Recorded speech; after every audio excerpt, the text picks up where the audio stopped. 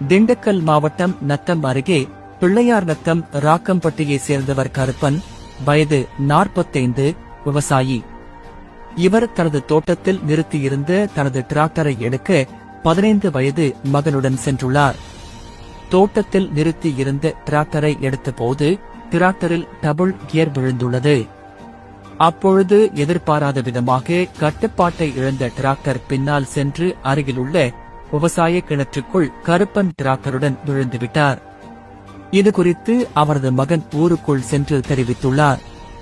தகவல் அறிந்து சம்பவ இடத்திற்கு நத்தம் மற்றும் திண்டுக்கல் தீயணைப்பு துறையைச் சேர்ந்த வீரர்கள், மாவட்ட தீயணைப்பு அலுவலர் விவேகானந்தன் தலைமையில் வீரர்கள் குழு 90 அடி ஆழம் உள்ள கிணற்றுக்குள் 40 அடி தண்ணீரின் கீழ் சகதிகளில் சிக்கிக்கொண்ட கருப்பனின் உடலை தேடினர்.